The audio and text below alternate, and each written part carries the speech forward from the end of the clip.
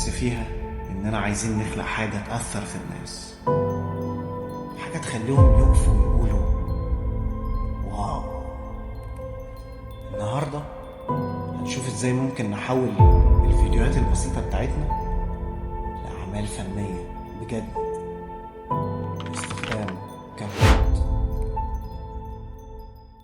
أهلا بيك في فيديو جديد، والنهاردة هجاوب لك على 3 أسئلة مهمين جدا جدا يا صديقي، حيرت الكتير مننا وحيرتنا أنا كمان يا صديقي لما ابتديت في الفيديو إيديت.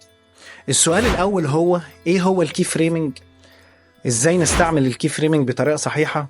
وهل ممكن المبتدئين يتعلموه؟ ورابع حاجة، إيه هي الحيل والتركات اللي هتخلي فيديوهاتنا فعلا تحفة فنية كده تحطها قدامك كده على المتحف وتفتخر بيها؟ والله يا صديقي، يلا بينا نكتشف مع بعض. خلينا نتكلم عن الكي فريمينج وايه هو اصلا الكي فريمينج. الكي فريمينج هو الحاجة المسؤولة، خلينا نقول يعني الحاجة المسؤولة ان انت تحرك اي عنصر جوه الفيديو، سواء كان صور او فيديوهات او موشن جرافيكس او زي كده او زي كده. كل ده بنستعمل كي فريمينج من نقطة ألف لنقطة ب عشان نحرك. من نقطة ألف نقطة ب لازم نحط هنا نقطة وهنا نقطة عشان نحرك العنصر من نقطة ألف لنقطة ب. كل ما قربت الكي فريمينج عن بعض كل ما الحركة بقت سريعة جدا، كل ما بعدتها عن بعض كل ما كانت الحركة بطيئة. وطبعا أنا هديك عزيزي المشاهد، أنا عارف أنت بتقول لي إيه ده أنا مش فاهم حاجة، هديك مثال عملي. إزاي بقى نبدأ نستخدم الكي فريمينج؟ كأنك بالظبط بتلعب شطرنج وكل حركة ليها معنى. هنستخدم العناصر بتاعتنا بحرفية عشان نخلق سرد قصصي متميز. يعني لازم ان انت قبل ما تستخدم الكي فريمينج اصلا لازم تخطط انت هتعمل ايه بالظبط. وللمبتدئين خطوه ورا خطوه هتقدر ان انت تنفذ الكي فريمينج دي باحترافيه، تمام، وتقدر ان انت تعمل فيديوهات عظيمه. فاهمني؟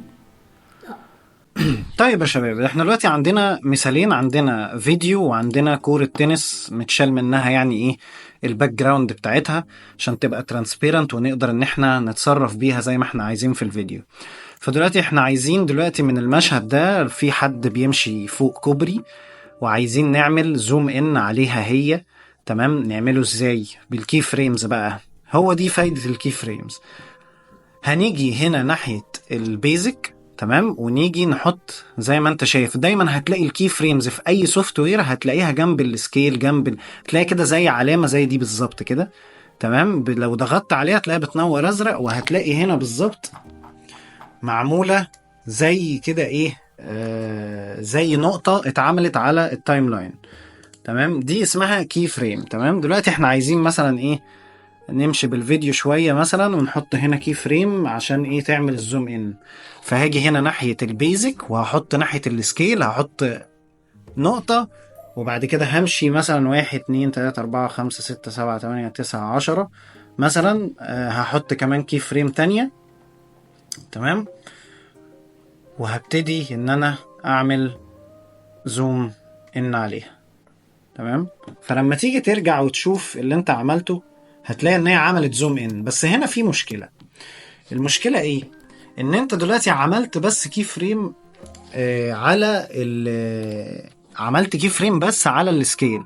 انت عايز تعمل الكي فريم على كل السكيل والبوزيشن، تمام، عشان خاطر ان انت تعمل عشان خاطر ان انت تظبط الايه السكيل والبوزيشن عشان تبقى عليها هي بالظبط، تمام. فدلوقتي هنحط اهو كي فريم على السكيل وكي فريم على البوزيشن. خلاص، بعد كده همشي 20 فريم مثلا وهبتدي ان انا اقرب. وطبعا لما بتقرب اوتوماتيك كاب كات بيعمل لك زي ايه علامة ان انت عملت اوريدي كي فريم على اللي فات، فهو بيعمل زي ما تقول اوتوماتيك كي فريم تانية لما بتيجي تغيره. وهبتدي بالماوس هضغط كده زي ما انت شايف، هضغط عليها وايه وهجيبها في نص الشاشة زي ما انت شايف. زي ما انت شايف اهو عمل لي اوتوماتيك مع نفسه كي فريم على السكيل وكي فريم على البوزيشن، ان انا ايه عملت كي فريم على اللي فاتت. فلما تيجي تتفرج على اللي انت عملته هتلاقي ايه ان في زوم ان حصل، تمام. طيب احنا دلوقتي في حاجة معلومة حلوة جدا. دلوقتي الكي فريم دي كل لما قربتها من بعض، يعني كل لما انا قربت الكي فريم زي ما انت شايف كده من بعض وكل شغلت الفيديو هتلاقي ان الفيديو ايه، تلاقي ان الحركة ايه بقت بسرعه جدا. طيب لو انا بقى بعدت الكي فريم خالص عن بعض بقى، زي ما انت شايف كده، هتلاقي الحركه بقت بطيئه جدا. زي ما انت شايف اهو، عملت زوم ان بالراحه خالص عليها. فكل لما الكي فريمز يقربوا من بعض، كل لما الحركه كانت بسرعه جدا، كل لما الكي فريم بعدوا عن بعض، كل لما الحركه ايه، بطئت جدا. فطبعا انت ممكن طبعا تعمل حاجات كتير جدا بالكي فريمز. طيب دلوقتي احنا عندنا كرة تنس اهي، زي ما انت شايف متشال من عنها ايه، الكيف الباك جراوند بتاعتها او الخلفيه بتاعتها. طيب احنا عايزينها تيجي من الشمال ليمين، وبعد كده تعمل زوم ان هنا بالظبط مثلا يعني. خلاص، ومثلا عايزين نكتب هنا حاجه، او انت طبعا انت وابداعك يعني. طيب هنيجي كده نشيل الكي فريم. اول حاجه بنشيل الكره التنس دي بره الفريم بتاعتها الاول بالمنظر ده. هبتدي شايف فيه هنا دايما علامه على الترانسفورم. الترانسفورم ده يعني انت بتعمل كي فريمز عليهم كلهم، يعني على السكيل والبوزيشن والروتيشن كلهم بتعمل عليهم كي فريم. الافضل ان انت تعمل عليهم كلهم كي فريم. زي ما انت شايف، هقوم ضاغط هيعمل ايه، كي فريمز عليهم كلهم. اسهل لك واحسن لك. تمام. طبعا على حسب انت عايز ايه. طيب هنمشي دلوقتي مثلا 10 فريمات. خلاص، وهبتدي ان انا اجيب كرة التنس اللي ضاعت دي اهي. زي ما انت شايف هي هنا اهي بالظبط. هاجي كده احطها هنا في النص بالظبط. هيجي في النص. طيب كمان 10 فريمات. ما تنساش ان انت طبعا تضغط على اللاير، عشان احيانا ايه انا بتلخبط في الحتة دي. هنمشي كمان 10 فريمات، وبالماوس كده هعملها. هبتدي ان انا اعمل زوم ان زي ما انت شايف كده. فلما تيجي تتفرج على اللي انت عملته هيبقى شكله عامل كده. طيب زي ما انت شايف الحركة سريعة جدا جدا. ليه؟ ان الكي فريمز قريبة جدا من بعض. طيب لو احنا بقى جينا ورحنا عاملين بالمنظر ده كده، حطينا ده هنا وحطينا ده مثلا هنا. طبعا انا ماشي بشكل عشوائي. طبعا انت ممكن ان انت ايه تحسب بقى انت عايز كام فريم. لو عايز مثلا الفريمات تبقى 20 فريم، 30 فريم، 40 فريم، على حسب انت عايز ايه، الحركة تبقى بطيئة، سريعة، متوسطة. انا بس اعملها لهدف التوضيح. طيب تعال نتفرج مع بعض. هتيجي في النص، بعد كده ايه تقوم مقرب. طيب حلو جدا. دلوقتي احنا عندنا مشكلة، ان دلوقتي شايف الكرة وهي جاية على طول ايه بتعمل زوم ان. انا عايزها تقف هنا بالظبط، يعني عايزها بالظبط تقف هنا. تمام. فلما تيجي تشتغل تقف الاول، وبعد كده ايه تقوم عاملة زوم ان. طيب هاجي هنا، شايف الكي فريم دي هنعمل لها كنترول سي، وهاجي هنا هعمل لها كنترول في. ليه بقى بحط الكي فريم هنا بالذات؟ عشان يثبت الكرة التنس على اخر كي فريم انت سجلتها. يعني انا دلوقتي اخر الكي فريم دي كانت من الشمال لحد النص. تمام. فالنص ده ثابت اهو، وبعد كده من النص راحت عملت زوم ان.